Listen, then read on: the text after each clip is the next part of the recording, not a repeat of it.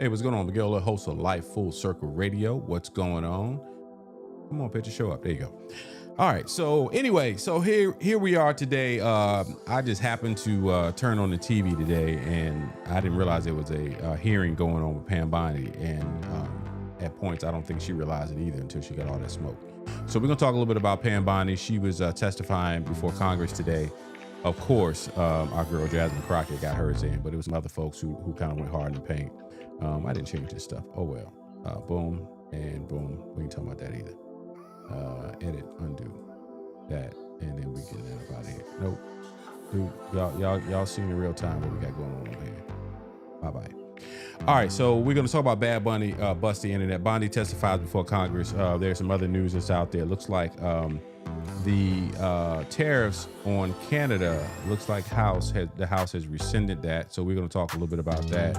What are we watching? Of course, is how we're going to get it in today. And so, don't sound like I got it together today. What do you say? What you say? What you say, kid? Don't look like I got it together today. Super producer, where you going? I ain't doing a little social thing. I need to go back and do the social thing. Oh, is that what you're telling me to do? Go back and do my little social thing. All right, here we go. We gotta make sure you follow us on all the socials. We are live today, not only on YouTube, but Facebook is stripping today, so we'll figure that out later. We're on Twitch, and we are live on IG. So if you are the folks who are hanging out with us on IG, we sure appreciate you. So there's that. Are you back yet? Where you at? Are you back? I'm back. I'm back. Okay. Super producer. I'm just all out of whack today. All my little scenes, I thought I had them fixed, and it is what it is. What's going on? What's going on? Happy Wednesday. Happy Bad Bunny week. I'm not sure what we're supposed to call this. I mean, it's a very interesting situation that we're in. MAGA is losing their minds, and yeah. I didn't even know. I completely forgot that there was even a football game that went along with this concert. I didn't know. Of course, you're gonna disrespect. Well, but it was really one of the worst Super Bowls I watched in a while. It was pretty boring. It was boring. It was so boring. Yeah, it was pretty boring. But that's what you get when you see. And Seattle is the city of Seattle, like, is another world to most of us. We don't even know what's going on up in Seattle until Seattle is like a different planet. It's like Seattle, Alaska, Oregon, all that stuff up over there. Yeah, it's wild because Oregon, Seattle and Alaska are not as far away from each other as we might think, right? It's really not. And so then there's that part. You sent me to the tickety talks. I don't really do the tickety talks too much. We can pull it up when it's time to get to that very crucial part. I've already got it queued up. And so then there was a big old fight. Kind of went old school on us in the NBA. Them boys were scrapping. You know what it reminded me of? The infamous Pistons game. Yeah. Except for there was no fan fighting. But it was reminiscence of that. Absolutely. Them boys about to give up a whole lot of money. And you break out, write the check, because y'all getting ready to give up a whole lot of money. It was so 2004. It was so 2004. All right, so let's jump in. So let's jump into the thing. Bad Bunny. Here's the thing about the Bad Bunny performance. I don't speak Spanish. Do you speak Spanish? I don't speak Spanish. Really? Miguel, no hable español un poco, nada, nothing. Un poquito. I feel poco. Un poco means a little. What is un poquito? That don't mean nothing. Small amount. Same difference. There you go. Okay, fine. We'll go with that. Anyway, Benito, aka Bad Bunny, performed at the Super Bowl, and he did not just perform. This man actually told a story. Mm-hmm. And I don't know about anybody else. I don't know about you and your household, but when he opened it up with as you can see on the screen, with I don't want to call them, the indentured servants pulling sugarcane. And it moved into, we went from this to this, and now we're this. And it was just such a really great story to portray. It was so culturally immersed. Yeah. It had a message. And it had a lot of messages going on. Had a lot It of was a messages going on. fun, yeah, it was a fun performance. What were your thoughts on it? Well, in the Super Bowl party I was at, one girl ended up having to cash up another girl because she was like, "That was Cardi B." Another girl was like, "That wasn't Cardi B."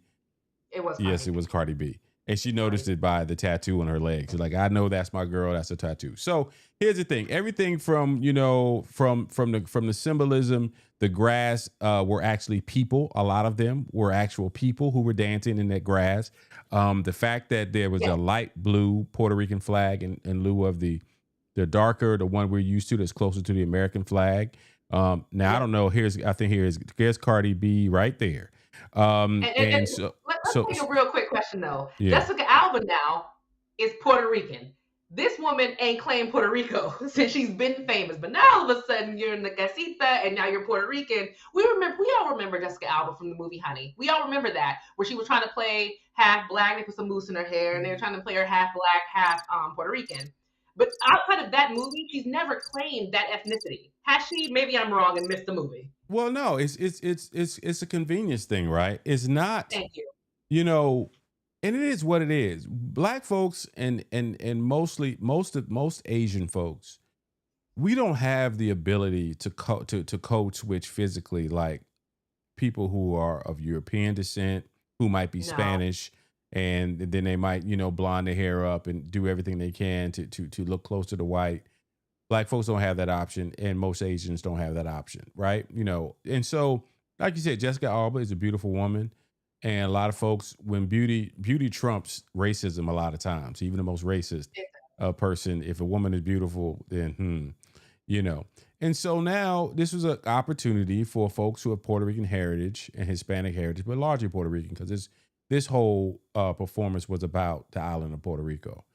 And Yes. respect to the brother for what he did, man. And here's the thing, like I said, I do not speak Spanish. I did not know what was going on as far as Spanish, but symbolism is altogether something different. And so when you start breaking it down, I saw another woman, and I may find it if I saw it somewhere, where she broke down all the symbolism that was in this video, in this performance, and everything down to the sugar cane, to the woman who ended up serving him a drink or a beverage. It was an older woman. She actually owns a bar or something in New York. The little man that he gave the Grammy to was Yeah. actually the 5-year-old kid that everybody's been It was looking not. for. It was not. It was It not. wasn't. It was not that little boy. No, Are it you was supposed to sure? symbolize that little boy, but it was not that little boy. Okay. Well, I've read that it was, but I'll take your word for it. But But the wedding was real. That they wedding was said the absolutely wedding the real. wedding was real.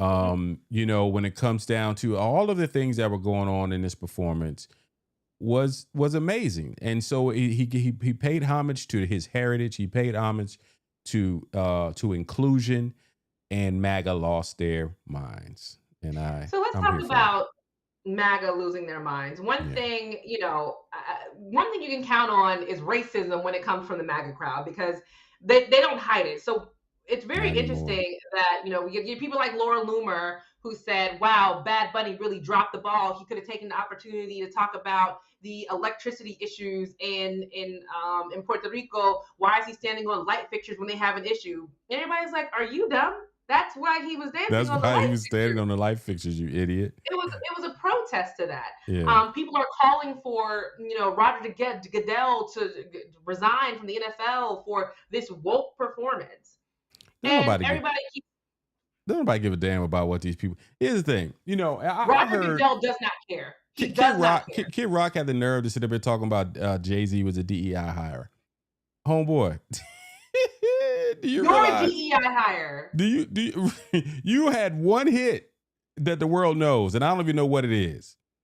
And you go sit up here and claim a DEI hire. And I said, the way they throw this crap out now, just like it's cool, just like, you can say whatever you want and people gonna rock with it.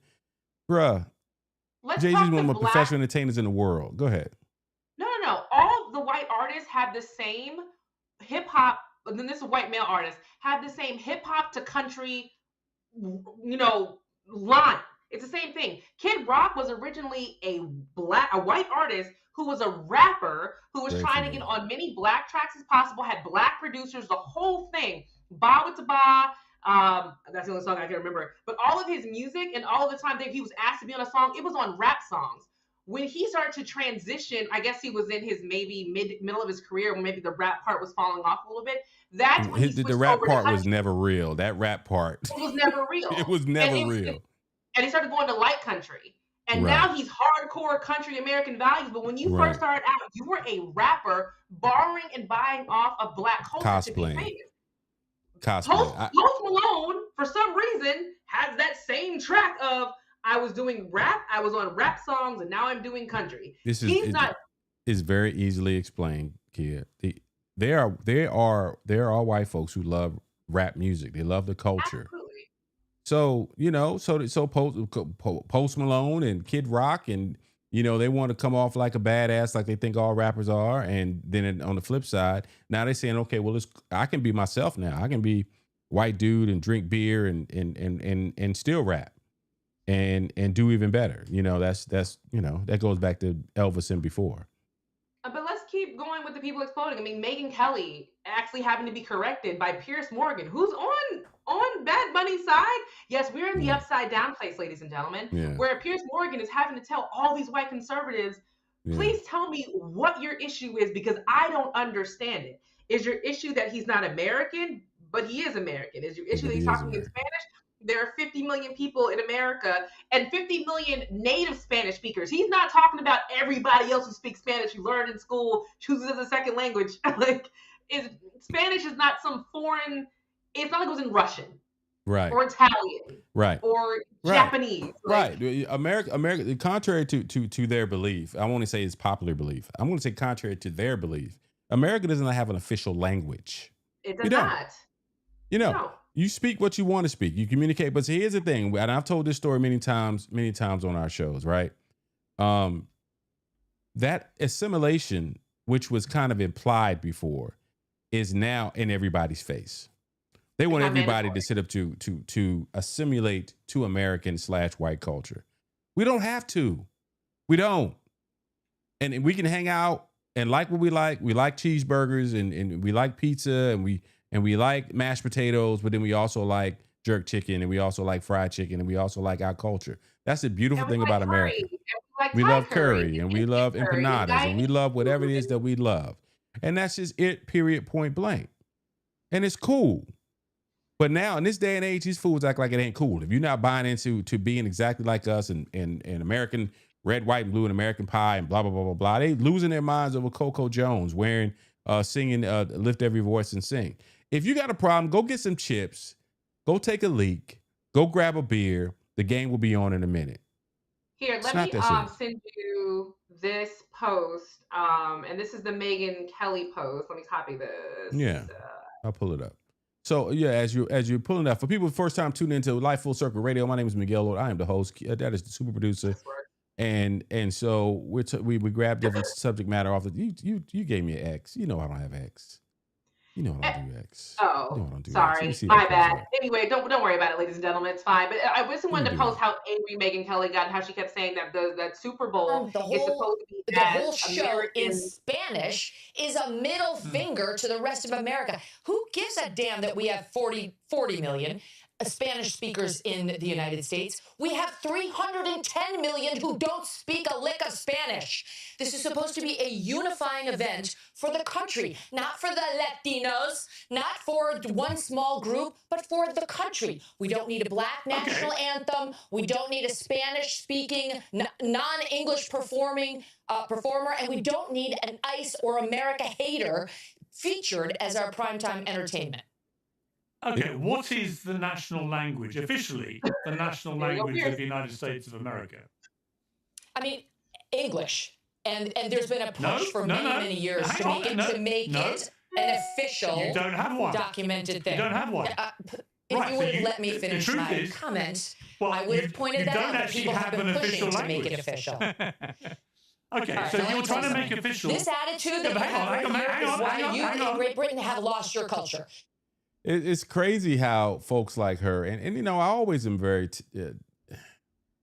white folks like her are so it's getting to the point, man, and it's easy to delineate now between folks I'm cool with and then white folks like her.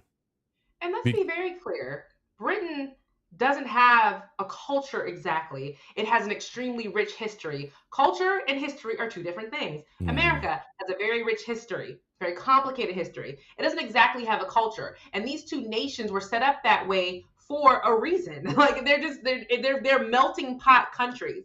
And when it comes to America, she made comments like, football is supposed to be for everybody and it's American and it's supposed to bring us all together. Since when has the Super Bowl been a unifying event? I have never looked at it like is. that. It's something. Football is something that on Sunday there are people who hate each other every other day of the week who are Cowboys fans or who are Patriots fans. That's why they love football, because they've sold that so much. So I look at it differently. I'm a football widow, so look at it differently. I'm very happy to have my husband back. He's back from the football death. So I'm happy, but I get what you're saying. Look how angry she looks. Look how angry she looks. She looks so mad.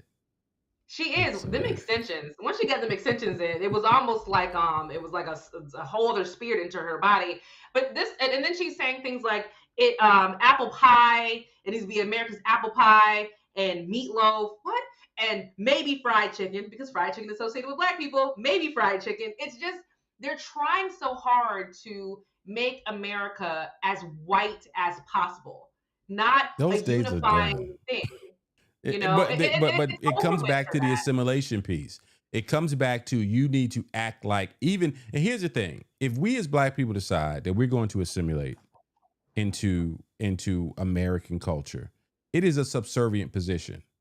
Period. You're not going to get the control. You're not going to get the ability to influence.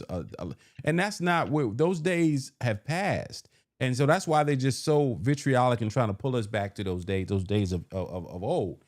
And hey, man, this is not that day. Hey, white people, let me be real with you. Let me give white people a very, very serious thing.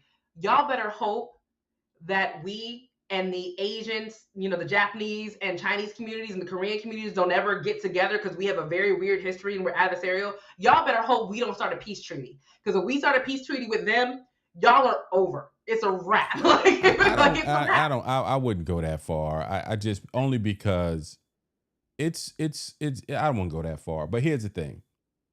It really would be so much better for our culture if those type of people accept the fact that this is a multicultural nation. There are people, and that's not going to ruin America to be a true multicultural nation. It's not. The amount of money that we contribute, as in Black folks and Hispanics and Asians contribute to this society that we have, man, just accept it and rest assured, there are so many places you guys own and you dominate culturally, and we don't even want it. We're good. We're good. Your side of town, or that's what you want, we'll come over there when we want to get the best Italian, if we're in certain parts of Philly, and as long as you don't act the fool, we'll enjoy the food and we'll keep it moving. But let's talk about the other side. So Turning Point USA had their Kid Rock concert, and it drew in 5 million people, and they keep spouting these YouTube facts of it was the most American watched YouTube show. It was this, and YouTube stats. Who cares? Who cares? Great, you got 5 million people to watch YouTube. And which they said most of those were bots. They said it wasn't even. Most of it was bots. They weren't even real. And the music that the guys were, the one of the country artists was singing, like, it's so hard. Yeah, I just want to wash my car, feed my dog. Feed your dog. No one gives a damn if you're feeding your dog or not. Like, no. Listen, white people, we don't care about y'all this much. Like, we're not trying to destroy your lives. That's the thing about it. Like, most of the time, we don't care what you're doing. Live your life. We're good, bro. We don't care. We don't care. Leave us alone. We leave you alone. And the ones of us that we cool and we love, which I got plenty of folks in my family that I love. But when it's all said and done, leave us alone. We'll leave you alone. Enjoy your culture in the Midwest. We don't care. We don't care. Eat your hamburgers, feed your dog, square toe your boots, and love your Jesus. And that is the other thing that I didn't like about the Turning Point USA thing. They're trying to make Jesus exclusively for white nationalists and white Christians. I have a problem with that. I am a Black woman who's married to an Indian man who is Hindu, who has Puerto Rican in her family, who loves Bad Bunny, who loves reggaeton music, who dances salsa and bachata. Everybody knows this about me, but I am a Christian through and through since the day I was born. That's right. So to make it seem like if you like these things, it means you no longer love Jesus. It's like that's not what that means. Yeah. And you're But morphing once again, it's shit. about assimilation. It is about you deciding that what they say is right and what we say is wrong. And we're just like, man, F you. It's like we're moving on. We living our lives, bro. We're doing what we need to do. We're raising our kids. We're taking care of our families. The whole bootstrap thing. We're trying to pull ourselves up by our bootstraps and do all the stuff that you want us to do. But then you want to sit up here like, what is it? The Department of War guy decides he wants to cut the 8A contract. So now, all these black folks who created middle class lifestyles and wealthy lifestyles off contracting. Now you want to strip that away, right? You don't want to let people to have jobs. I was sitting there watching as we talk about Bondi in a minute, and it was a shot that showed.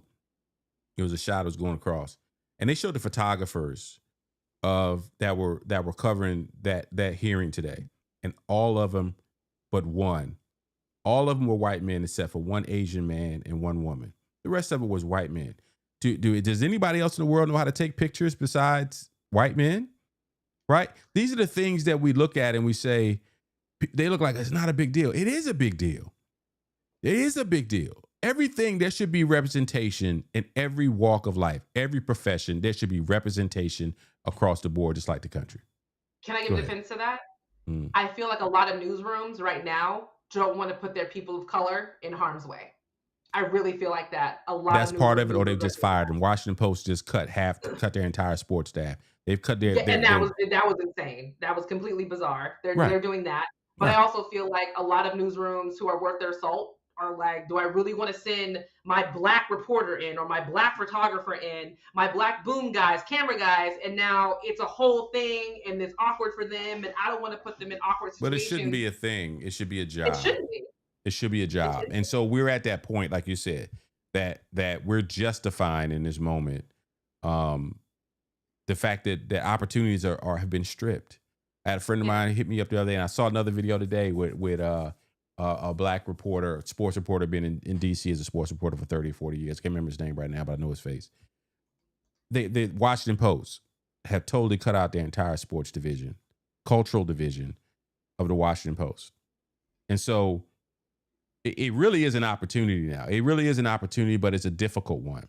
Whereas independent journalists like Adon Lemon has become, like April Ryan, I think she's an independent journalist now or on her way. All these people with all this experience are now flapping in the wind, trying to figure out a way to survive. Say again? Joy Reid. Joy Reid. Yeah, Joy Reid. These people are amazing journalists. People who've dedicated their lives to the craft. And now the opportunities are being stripped left and right, right? And so you look at this stuff and you say, what's next? I had a conversation at lunch it's not going to get immediately better right now, guys. It's not. It's just too few people have too much control. And I'm not really sure what it is we're going to do about it. All right, where are we going next? Pam Bondi. Pam Bondi, who is the Attorney General. And she testified today. She testified today in Congress. So yeah, Attorney General Pam Bondi testified today at a heated House Judiciary Committee among ongoing controversies related to the Jeffrey Epstein files release, investigations into President Donald Trump's political foes, and the handling of the fatal shootings of 2 U.S. citizens in Minnesota by immigration enforcement officers. So she was there for multiple reasons. They basically want to know, what are you doing? It doesn't really seem like you're doing a lot. It seems like you're just either staying on social media and not really doing the job that you were appointed to do. And let's be clear, because Pam Bondi came from Florida, she should have never been appointed to this position, ever in a million years. She was actually under investigation in the state of Florida, so she should have never been appointed this position. And she had clashes with every single representative there. I mean, Bondi called Representative Jamie Raskin, a former constitutional law professor, and the top Democrat on the House Judiciary Committee, a washed-up loser lawyer. Like, at a certain point, you need to be an adult. And Pam Bondi lacks the ability, like everybody in the Trump administration, the ability to be an adult. And listen, we left this off, and I can't believe we left this off because, so many weird things happened. The same thing happened when Donald Trump posted the racist meme that he posted, and Caroline Levitt told everybody, get over it. It's just a Lion King meme. You guys are just making things out of nothing. One, that was not a Lion King meme. It wasn't even a Lion King parody. It was just you guys put faces on animals, and two of them happened were gorillas and apes of our first lady and president. So, you know, we are hoping that somebody is an adult, and Pam Bondi again is not one of those adults. She went in there to be like, you can't talk to me like that. You can't talk to me like that. You know, you're a loser. You're stupid. That's what she did. Yeah. Am I wrong? No, you're not wrong at all. You look at this stuff and you say, when are the adults going to re-enter the room? I don't know. We still have 3 more years of this that we're going to have to deal with. The Trump administration up, which I think is crazy that this is even a thing that is boosting up politicians right now, is that she did a bad job. But then she can easily go on her phone, go on Twitter, and get all the endorphins she needs from people saying, oh, wow, she killed it. Oh, she handed it to him. And she can go, you know what? I didn't do anything wrong. I'm fine. I'm smart. I'm telling you, politics on social media was the worst thing that could ever happen to politics. Ever. Everything on social media is the worst thing that could ever happen. We are at a place where you can't put the genie back in the bottle. You know, folks, you know, I find myself when I go to turn on the news, you know, last night, and God bless Samantha Guthrie, I believe her name is, with the Today Show and the situation with her mom.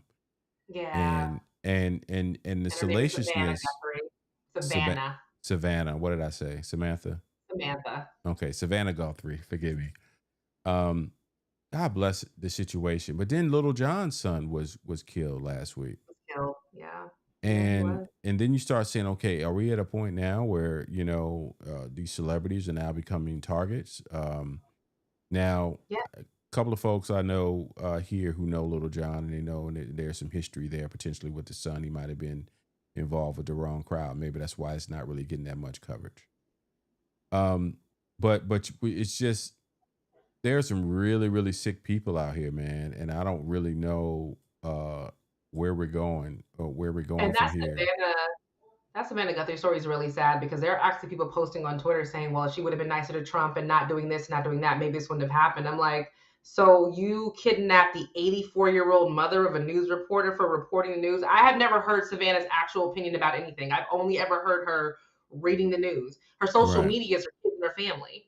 So because she's reading the news and just stating facts, whether you like them or not, you kidnap her 84-year-old mother from her home in Arizona. This woman's been missing for 11 days. And I hate to say this, but there's a large chance this woman has gone to glory. Not because anybody like physically hurt her, but because this type of stress on an elderly woman's body can. Well, they said from the beginning that there was meds that she needed that she didn't have. When they went to her home, the meds were still there. That's how they knew she had gotten snatched up, because she didn't have her meds. And so, you know, it's only by the grace that if this woman is still alive. And so, it's sad. It's very, very sad. But really quick, we do just for a second, I do want to get your opinion about Trump's racist posts and the many deflections they have about that racist post that he posted from Truth Social. I want to hear your comment first. Racism there's an apology for their racism all the time now. It's beyond. I'm at a point now. We should do this show, and I would religiously be watching the news every day in preparation for our show. Not in preparation for our show, just in preparation for life. This is what we do. We want to keep up with what's going on and want to be articulated and have a conversation about it on this show. But it's now there is no news. We're now at a point since 2015. Our news cycle has been dominated by Donald Trump. All of the nuttiness of this man for the last 11 years. Mm-hmm. Like, you have to really dig to find what's really going on in the world. To turn on MS Now, which is no longer MSNBC, to turn on MS Now today and see the hearing on TV was actually refreshing. Because it was like, okay, this is what is really going on. And I think probably that's in part because who knows, right now it's between C-SPAN and NPR and all of that, that's being defunded and stripped. So now it's kind of like, they made the decision. MS now they said, okay, now we're going to really show this because of the salationists, because it's Pam Bondi, because they know it was going to be a train wreck, because they were waiting for Jasmine Crockett to get up there and do what she do. But so just to ask me, do you ask me the question of what did I think about the meme that Trump put out? Because my opinion is going to be completely different from yours, and I can tell you're going to be like, what? So yeah. Well, you go ahead with yours, because I'm telling you what mine is just like, it's like, what else do you expect from this guy? This is what he does. But go ahead, let me hear yours. So I didn't think Trump posted this because he's racist at all. I don't think this is a racist post from Trump. I think this is once again the issue with Trump of him not paying attention or caring about anything. He's just posting stuff to post stuff. And but that's a problem as a president. You can just post stuff to post stuff because, ooh, shiny object, post. I'm like, so you didn't read or pay attention to any, because he doesn't read or pay attention to anything. And that has been a complaint of all of his staffers. The last time he was the president, that's what all the people who work for him said he doesn't consume any information. So he now sees something who kind of works for what he wants. Is like, ooh, post it. Like, but the first thing they said was he said he didn't post it. It was a staffer. Then there's that part, right? That's the other issue. Them lying multiple times. Okay, so you have a staffer who's controlling your account, and you're like, oh yeah, that's a good one. Yeah, that was a good one. Is that what is going on? I believe you're giving him way too much leeway. I was going to say giving him credit. Like, is that giving him credit by calling him stupid? Because that's what I think he is. I think he's just stupid. Yeah, you can look at it how you want to look at it. He's come on, man. You all of a sudden, and I really believe part of it is that it's good fodder, right? It doesn't matter to them. They have no sensibility and they don't care. They understand that, okay, let's first drop just a small clip of it because that'll stir them up. And then we'll show them, oh, we did it to everybody. So they have, Trump as a lion, and you have this and that and the third. This is what it really was. Oh, this is what you guys are overreacting. Blah, blah, blah, blah, blah. No, we're not overreacting that the racist tropes of the two black people you featured in this video were them as monkeys and gorillas. Not overreacting. But we don't expect much else from you. That is who you are. That is what you do. So I think the biggest issue is the multiple stories. And I've heard other Republicans and other super conservative YouTubers say, well, the issue is not the racism that's the problem. It's the fact that they had multiple stories of, first, it was a parody, get over it. Second was, it was a staffer. Third, it was, Trump didn't know about it. Then it was, we did it and it's not that big of a deal. Like, it's been so many multiple stories instead of just saying, hey, I posted this, I was wrong or fine, or the staffer posted it, we fired them immediately, and we're very disappointed about it. In the now 5 years, now it's been 11 years he's been in the public eye at this level. And the 5 years he has been president, can you remember one time he's apologized for anything? No, never, not once. He's never apologized for any one thing, and he's been wrong multiple times. His administration's been wrong multiple times, and it's never, I'm sorry. And listen, just to wrap this up, the midterms are coming up. People are pissed. White people are mad. Black people are mad. All races are mad. Hispanic people who voted for him are seeing their family members get deported left, right, and sideways. There's no way Republicans survive this. There's not. There's no path to survival. What do you consider surviving? Because here's the thing. We always look at this thing, and we always look at this thing on the federal level, right? I'm looking at the local level. Let's see what happens in the midterms. But does that mean that all of a sudden, as soon as whatever happens in the midterms in 8 months, is that going to stop him from sending ICE all over wherever he wants to go and wreaking havoc? No, because ICE is kind of at a standhold right now because of what happened in Minnesota. It was so bad. Minnesota was so bad. And again, Trump's backing away like, well, I was sad about that. But ICE is completely funded through the rest of his term. To go where? Where have you sent from the next location? Wherever he wants. But has he sent them to another location? There's places he's come here to Georgia. There's a conversation going on right now. There's a huge piece of a warehouse that was supposed to be an Amazon warehouse, and that didn't come through. And then it was supposed to be a data center, and that didn't happen. That they're talking about they're going to try to convert it into an ICE facility. It's out in Social Circle. It's about an hour from here. So this is This is where we are, man. This is where we are. This is, we have to, and it ain't just Hispanics. They are running up on anybody they want to run up on. And whether you have an ID or, I saw a video the other day with just a couple of black couple just got boxed in by 3 ICE agents demanding a license. Like, who are you? Why are you bothering me?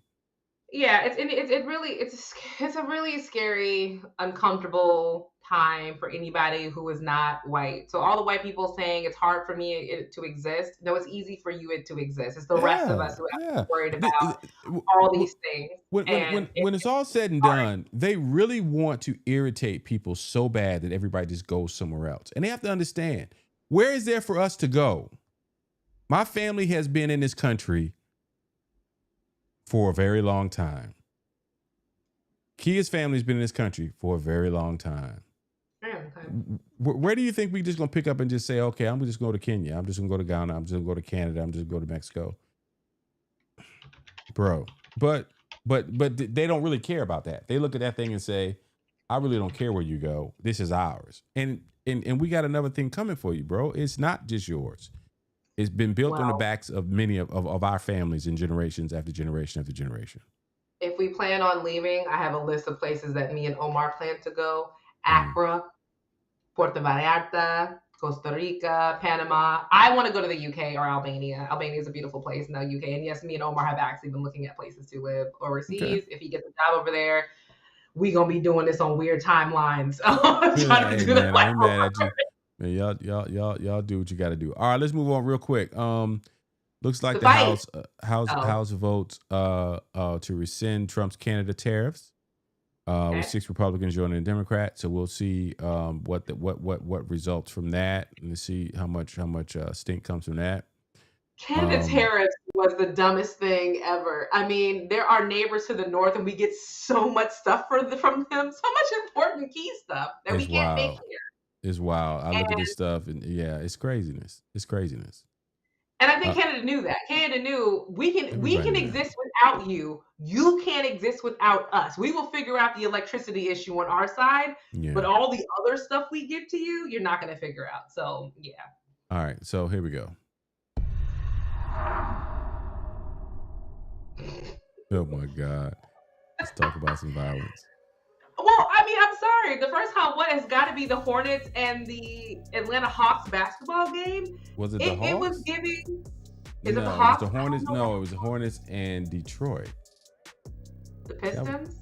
That was the Pistons. Then never mind. Yeah. I'm not shocked anymore if it's the Pistons. The Pistons have always had a violent history. You're not shocked anymore because it was the Pistons. All right. Yeah. The Pistons have had a violent history, and they had multiple brawls. The first brawl was between 2 players who there was a hard foul, and they got head to head. The other boy mushed the other player, and then it just erupted into craziness. Then we have this secondary fight with someone who actually left the bench to fight, who then got kicked out of the game. Then the third fight kicked out the game. He about to write a check. He about to write a few checks. And then the coach was ejected because he didn't like a call that the refs made. Who was also, like I said, there's going to be so many checks. I don't get why this got this bad. I don't understand it. Why are we back in 2004 again? Pistons. Mm-hmm. Why are we back here fighting? Right. Why? Who knows, man? Athletics is very competitive. Your kids will be soon getting into whether it be whatever sport. If they get into sports, I don't know, but if they get into competitive sports, it's okay.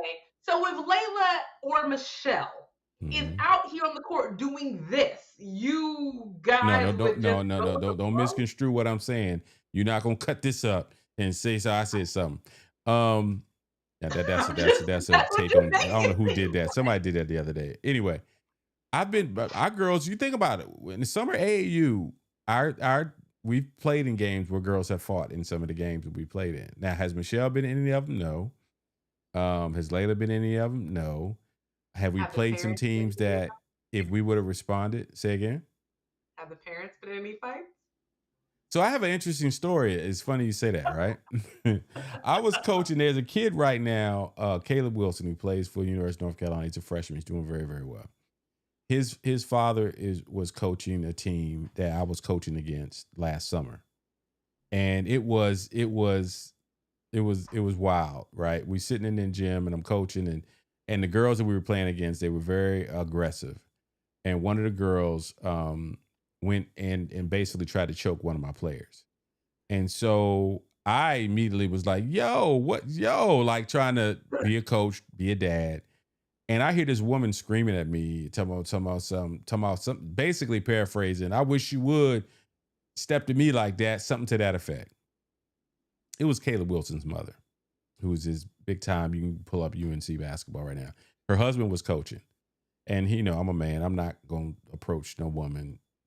Fortunately, my wife wasn't there.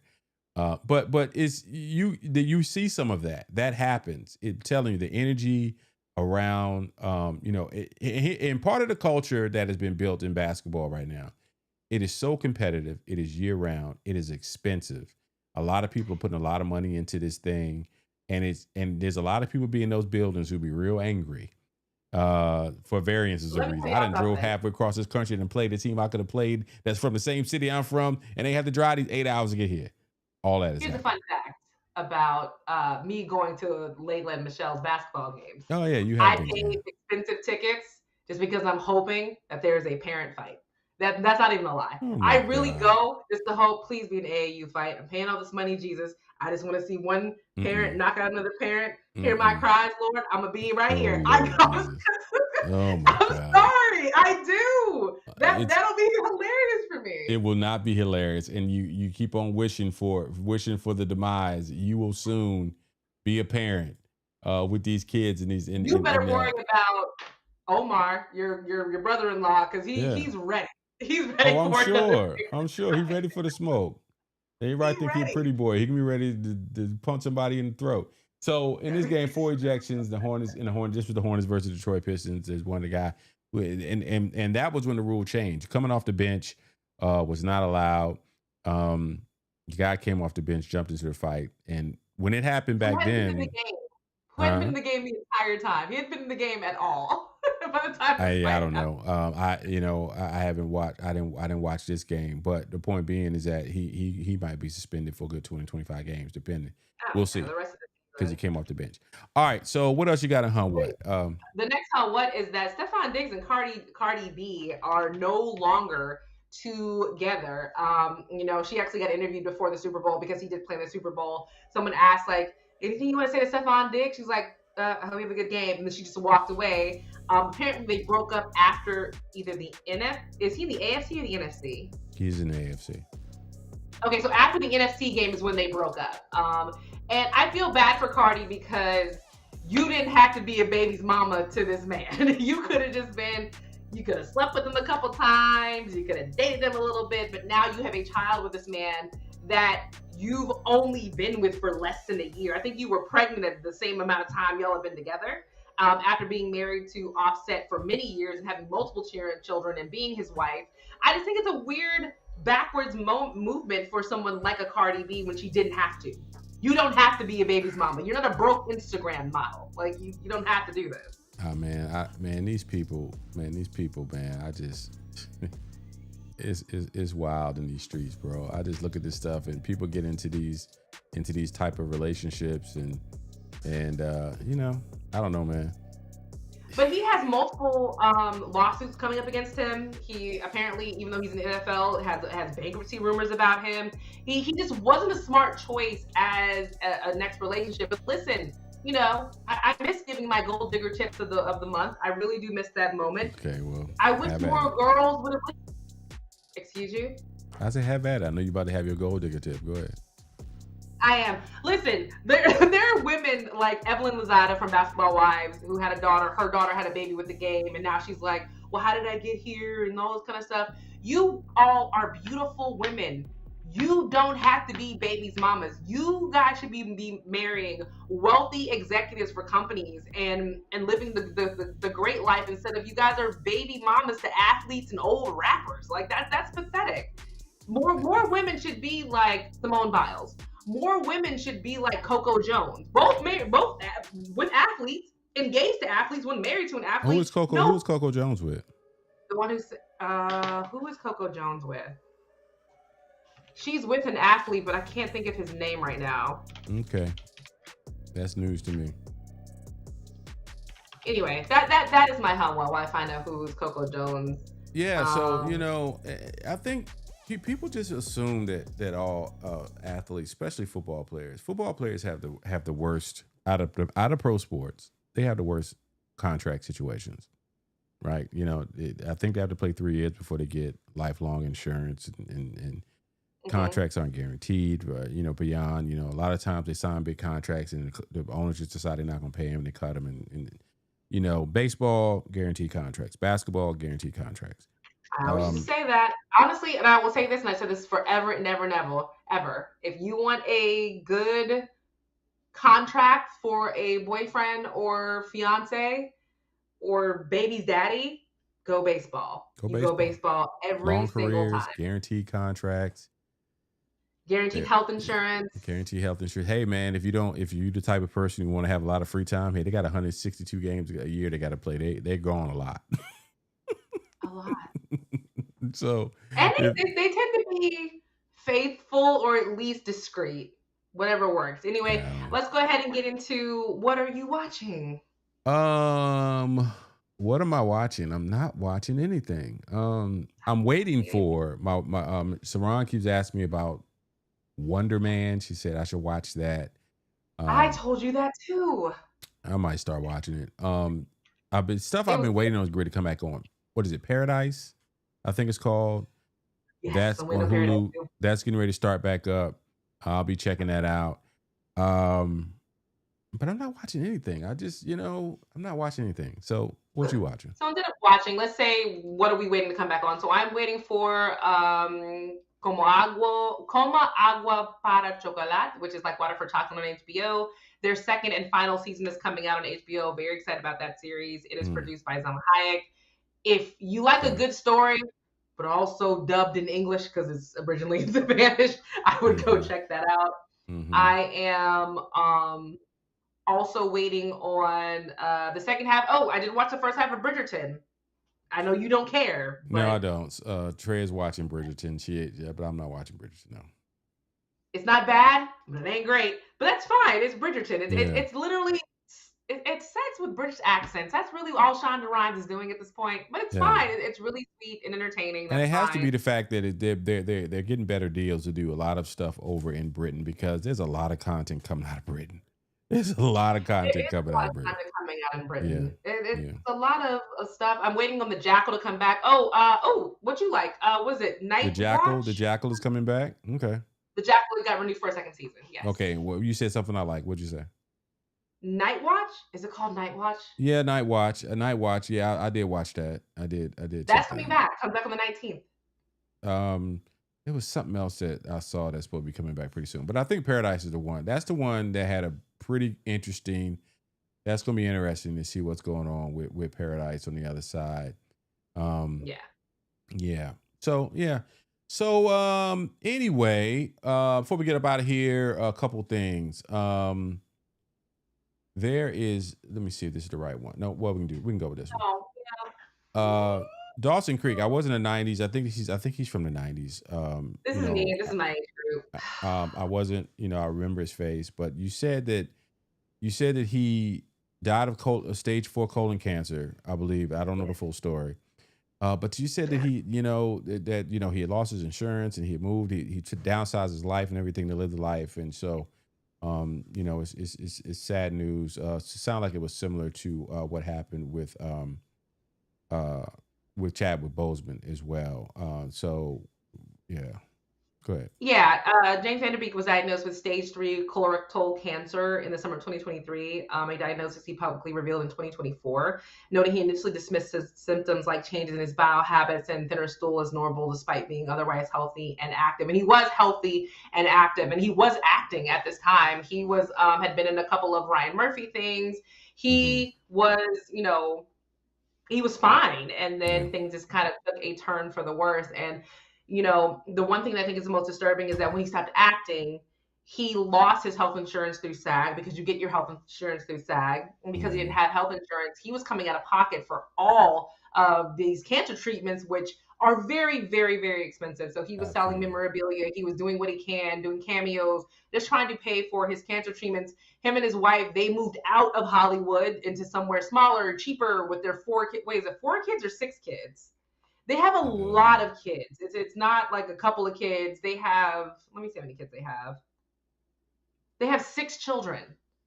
They moved their 6 children out of where they were so that they can kind of afford it. And you know, he passed away, and it's very sad because he was a heartthrob. He was in my age group. You know, he was on Dawson's Creek, and then he was Mox on Varsity Blues. Everybody remembers the movie Varsity Blues. So it's really sad. I feel so sorry for his 6 children who have lost their father. Of course. He's only 48 years old. He's a young guy. Had a lot of life to live, and so it's definitely prayers for his family. Last thing before we get up out here. This is something I want to announce. This is an event that will be going on the 21st of February, maybe a few seats left. We're having a candidate forum that I am producing along with my good friend Omar Ali. It's his event. I'm working as a associate producer for this event. And so we will have most of the governors, people running for the governor of the state of Georgia, and it's from both sides. So you've got, Clark Dean will be there, Derek Jackson will be there, Chris Carr will be there, Michael Thurman, Jeff Duncan, Jason Estevez. Ruah Roman is actually Muslim, and she is running as a Democrat and as in the governor, and Olu Brown also. And so it's going to be a great event. Omar, he does a great job building relationship in that space. And so we're going to produce this thing on the 21st at Ali at Lakewood here in the Atlanta area. It's in the city of Atlanta. You don't see people say, well, what about Keisha Lance Bottoms? What about, I forgot who the front runner, I think Carr, whoever's the front runner on the Republican side. And because they are the front runners, they have more to lose than to win by coming to a place like this. So they're not going to be there. And that's totally okay. So we're going to be producing this as a bipartisan conversation. You can see Republicans and Democrats going to be there. And so there's that. Excited about that. Yeah, absolutely. All right. And you're going to, that's next weekend. You'll be here this weekend. It's next weekend. It's next weekend. All right, y'all. We appreciate y'all. Huh? It's a tax write-off. I might drive back. Who knows? Anyway, I actually might have to come back because if my mother-in-law, this is a different story. My mother-in-law decides to stay, somebody has to come back to come get her. So I was going to drive. Okay, well, it's so. Then the 21st, let me know. You know, I get you in there. I know people. All right. Peace and bye-bye. Bye, guys.